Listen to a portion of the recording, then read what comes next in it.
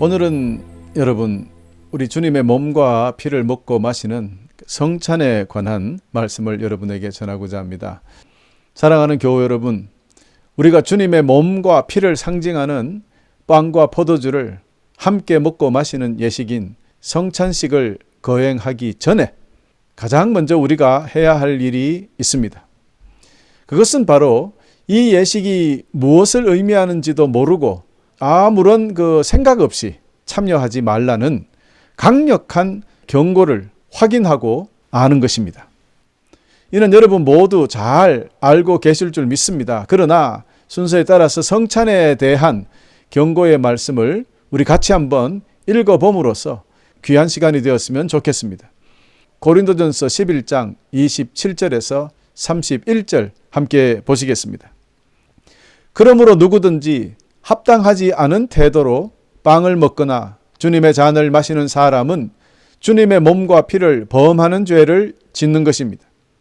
각 사람은 자신을 점검한 후에 빵을 먹고 잔을 마셔야 합니다.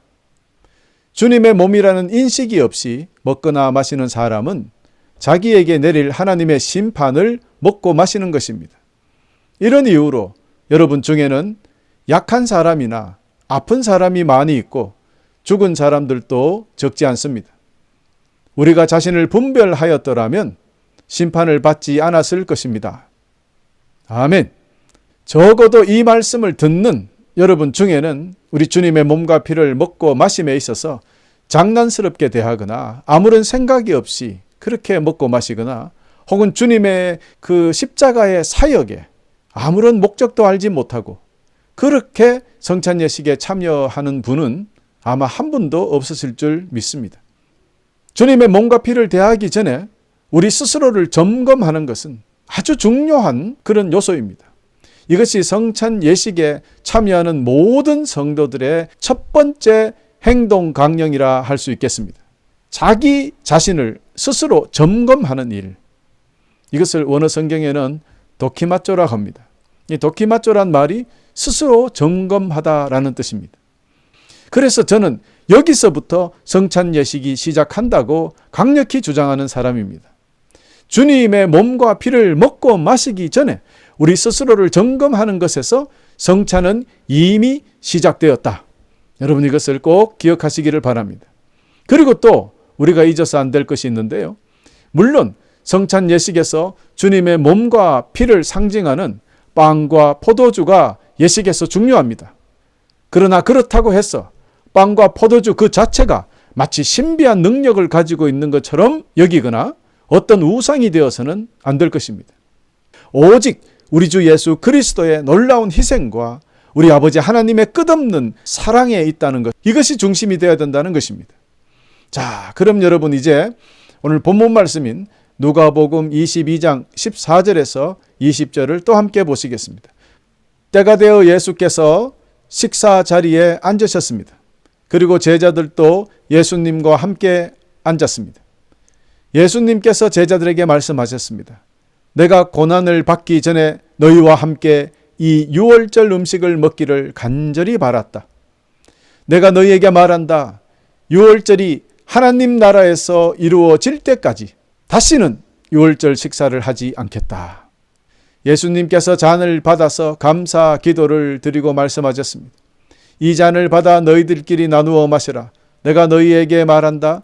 하나님의 나라가 올 때까지 포도 열매에서 난 것을 이후로는 마시지 않을 것이다. 그리고 예수님께서 빵을 들고 감사 기도를 드리셨습니다. 그리고 떼어서 제자들에게 주시며 말씀하셨습니다. 이것은 내가 너희에게 주는 내 몸이다. 이것을 행하여 나를 기념하여라. 이와 같이 빵을 드신 후에 잔을 가지시고 말씀하셨습니다. 이 잔은 너희를 위하여 흘리는 내 피로 세운 새 언약이다. 할렐루야. 사랑하는 교회 여러분, 우리 주님의 성찬에 있어서 우리가 해야 할 두 번째 행동 강령이 여기에 기록되어 있습니다.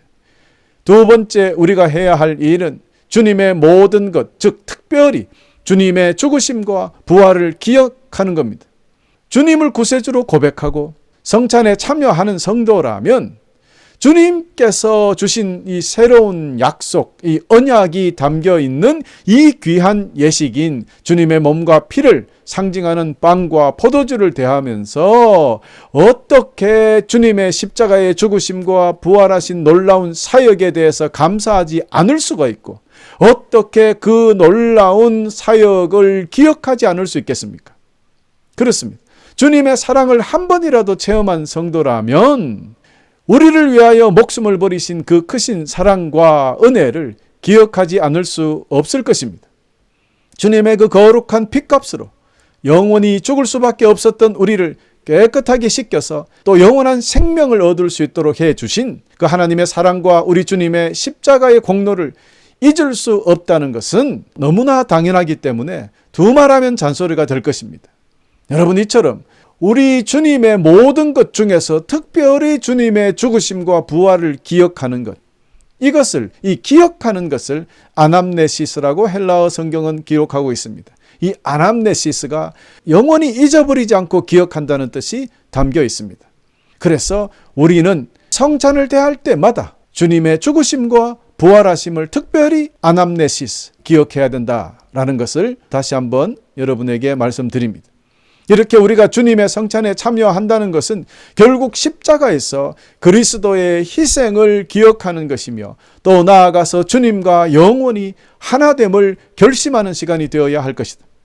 그리고 영원하신 주님과 하나가 되어서 우리도 영원히 사는 그런 예식이 되어야 한다는 것입니다. 그래서 주님의 애제자 사도 요한은 예수님께서 성찬 예식을 제정하셨을 때 하신 말씀을 요한복음 6장 53절에서 58절에 고스란히 기록해 두었습니다. 예수님께서 그들에게 말씀하셨습니다. 내가 너희에게 진리를 말한다. 너희가 인자의 살을 먹지 않고 또 그의 피를 마시지 않으면 너희 속에 생명이 없다. 나의 살을 먹고 나의 피를 마시는 사람은 영생을 얻으며 나도 그 사람을 마지막 날에 부활시킬 것이다. 나의 살은 참된 음식이며 나의 피는 참된 음료다. 나의 살을 먹고 나의 피를 마시는 사람은 누구든지 내 안에 있고 나도 그 사람 안에 있다. 살아계신 아버지께서 나를 보내셨고 나 또한 아버지 때문에 살고 있는 것처럼 나를 먹는 사람은 나 때문에 살 것이다. 하늘에서 내려온 빵은 너희 조상들이 먹고 죽었던 빵과 같지 않다. 이 빵을 먹은 사람은 영원히 살 것이다. 할렐루야. 여러분 보세요. 주님께서 빵을 들어 축복하시고 이를 당신의 몸이라고 하시면서 뜯어서 제자들에게 나누어 주셨습니다. 그러니 그 뜯어 나누어진 빵을 먹은 사람들이 다 함께 모여야 다시 완전한 하나의 빵이 되지 않겠습니까? 바로 이렇게 우리는 주님의 몸을 먹고 피를 마심으로 먼저 우리 주님과 하나가 되고, 그리고 함께 성찬에 참여한 형제 자매와 하나가 되어 완전한 주님의 모습이 형성된다는 것입니다. 하나가 되어야 그렇게 되는 거예요. 이것이 바로 성찬입니다. 그러면 성찬에는 주님의 몸을 먹고 마신 우리 모두가 하나됨이 너무나 중요하다는 진리입니다. 그래서 사도 바울이 이렇게 이야기했던 거죠. 빵이 하나이기에 우리 모두가 하나의 빵을 먹은 것은 우리가 여럿이라도 모두 하나의 몸인 것입니다. 라고 고린도전서 10장 17절에 기록해 두었던 것입니다. 여러분 어떻습니까? 이제 착착 이해가 되시죠? 그렇습니다. 이런 이유로 성찬을 대할 때마다 모두가 주님의 뜻으로 하나가 되어서 그분을 따르겠다는 우리의 약속을 다시 한번 새롭게 하는 시간이 되어야 할 것이다. 그렇습니다. 이런 이유로 우리 주님의 몸과 피를 먹고 마신 사람들끼리는 분열하고 반목하고 서로 다투고 이런 일들을 결코 해서는 안 된다. 이 사실을 여러분 마음속 깊이 기억하시기를 간절히 축원합니다. 또 이런 이유로 성찬은 은혜요, 성찬은 용서의 상징이 되는 것입니다. 주님의 살을 먹고 그의 피를 마시지 아니하면 우리 안에 생명이 없다고 요한복음 6장 53절에 주님께서 직접 말씀해 주신 그 뜻과 같이 성찬 예식은 우리가 예수 그리스도의 피를 통해 용서받고 새로워졌다는 진리와 하나님의 은혜와 사랑이 크다는 것을 다시 한번 일깨워주는 귀한 예식인 것입니다. 이것이 주님께서 피로 세우신 새로운 약속이 되기 때문입니다. 오직 주님의 피로서 우리가 새 생명을 얻게 되었다는 이 귀한 약속, 여러분 우리는 꼭 기억하고 감사하며 또 감사하며 살아야 하겠습니다. 교우 여러분, 그러므로 우리가 성찬에 참여할 때마다 우리는 그리스도께서 죽은 자 가운데서 다시 살아나셨고 죄와 죽음에 대한 그분의 승리를 우리에게 공유해 주셨다는 것입니다. 우리가 주님의 몸과 피를 먹고 마실 때 주님의 승리도 우리가 함께 공유한다는 것을 꼭 기억해야겠습니다.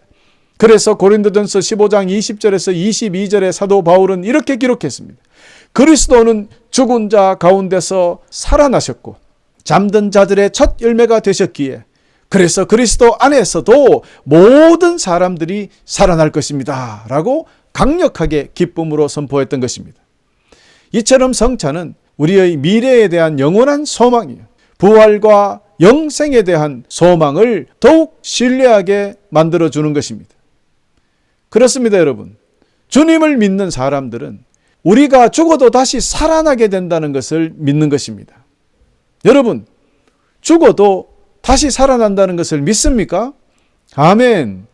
주님의 몸과 피를 믿음으로 먹고 마시는 자마다 주님처럼 부활하게 된다는 것을 잊지 마시기를 바랍니다. 그러므로 여러분, 우리가 성찬에 참여할 때마다 이러한 것들을 염두에 두고 예수 그리스도께 영원히 순종하며 따르겠다는 우리의 약속을 새롭게 해야 할 것입니다. 우리 주 예수 그리스도의 희생을 기억하면서 서로에 대한 믿음과 사랑으로 계속 성장해 나아갑시다. 할렐루야.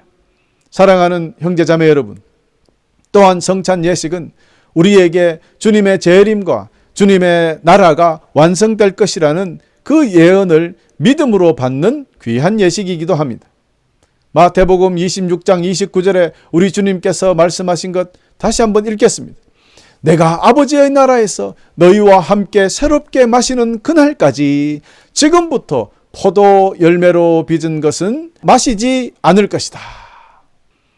여러분, 저는 특별히 오늘 주님께서 최후 만찬에서 마시지 않았던 네 번째 잔에 대해서 강조하여 말씀드리고자 합니다.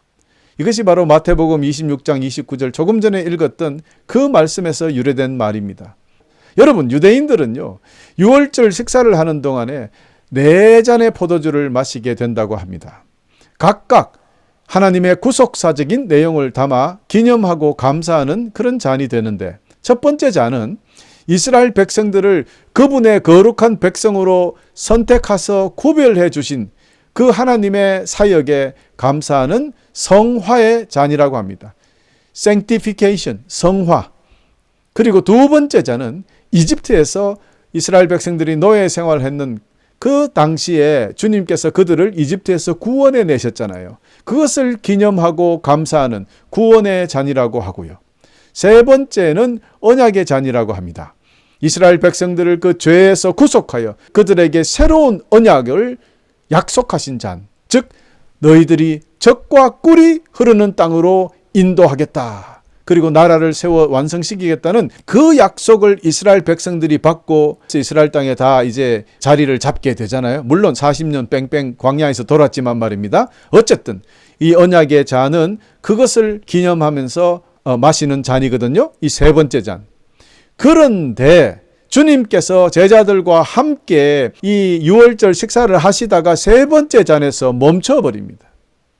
그리고는 바로 말씀하신 것이 내가 아버지의 나라에서 너희와 함께 새롭게 마시는 그날까지 이제 포도주 안 먹을란다. 그러면 어떤 일이 생깁니까? 네 번째 포도주 잔을 마시지 않은 결과가 나옵니다. 자, 이 네 번째 잔은 완성의 잔이라고 합니다. 완성의 잔. 이는 이 땅에 하나님 나라가 완성되는 것을 의미하지만 네 번째 잔을 마시는 것으로 유월절 식사가 끝나게 되는 거예요. 여러분, 그렇다면 제자들과의 마지막 유월절 식사는 사실상 아직도 끝나지 않은 거예요. 완성되지 못했다는 것입니다. 오늘날 우리도 아직까지 완성되지 않은 채로 네 번째 잔을 기다리고 있는 상황이 되어버린 겁니다.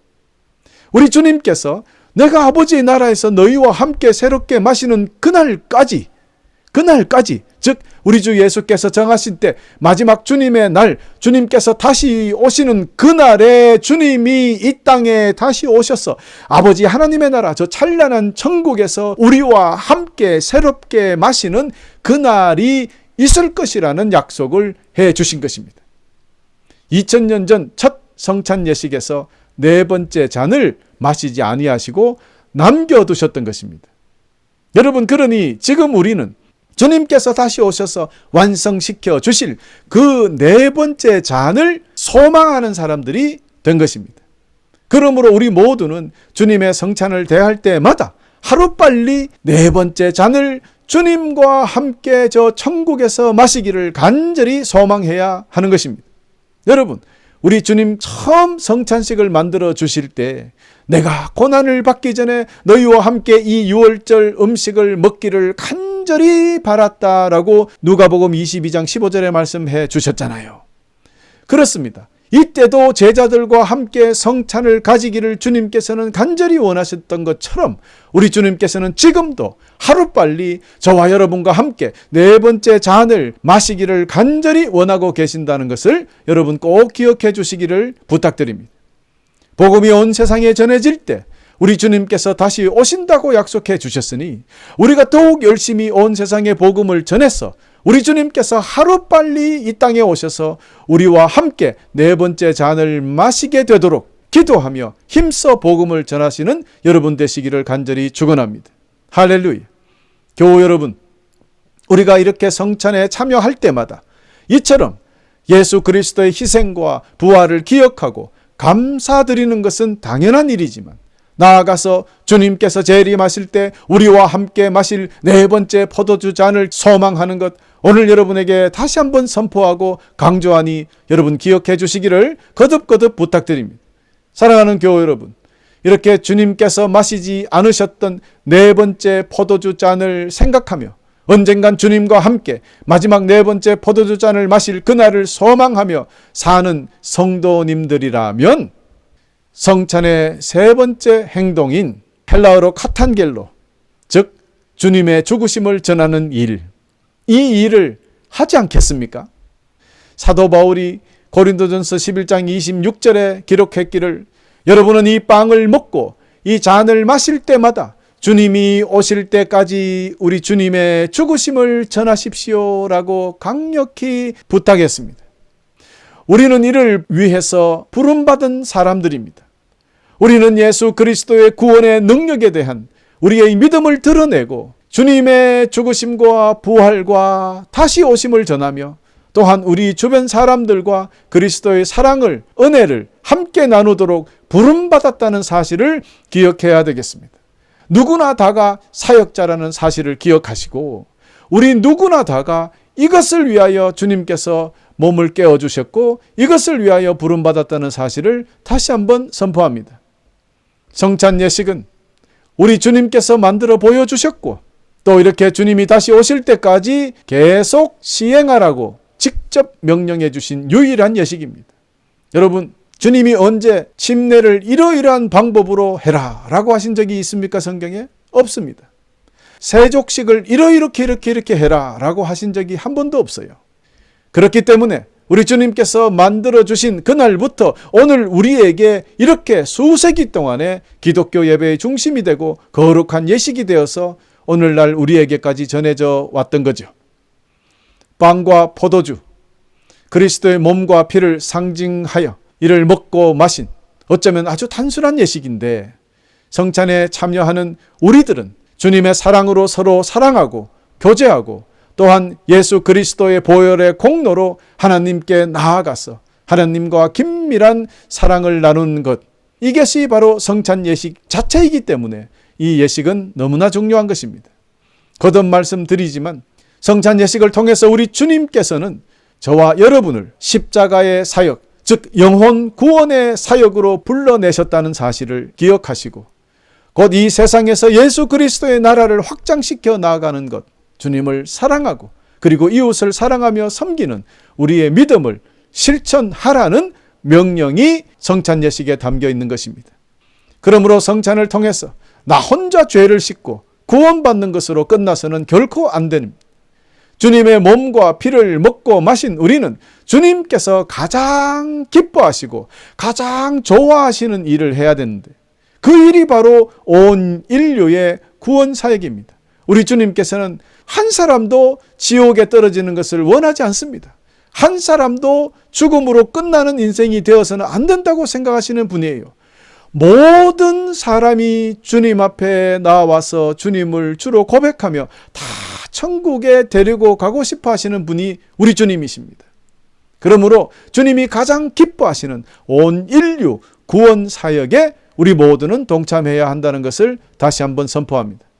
이제 마지막으로 다시 한 번 더 네 번째 포도주 잔을 강조합니다.